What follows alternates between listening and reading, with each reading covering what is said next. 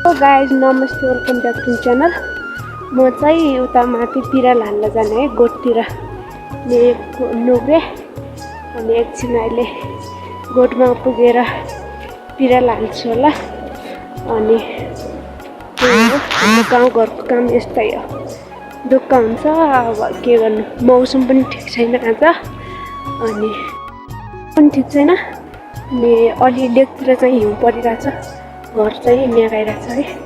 अनि त्यही हो गाइस, उता चाहिँ मेरो नन्दाहरू हुन्। अनि त्यही हो, मेरो भिडियो चाहिँ हेर्दै गर्नु होला। उता चाहिँ गेर लगिरहेछन्, यता चाहिँ दाउरा लगिरहेछन्। हेर न केटीहरू है, तुम दुब्बो जानु पर्ने हो नि, आउने हो अहिले। घट्टाहरू हो, अनि अघि दुईटीले मकै दाउरा ल्याएछ नि त, तिनीहरू घट्टा पिस्ने हो। अनि खोला नजिकै छ, अनि म अहिले जानु भोलि राम्रो देख्ने हो, नजिक गएको छैन। अनि अहिले टाढैबाट खिच्यो। आयो दिदी दिदी ए यही बैठी हौ, ए नि पारी पर त्यही भेराउँडन।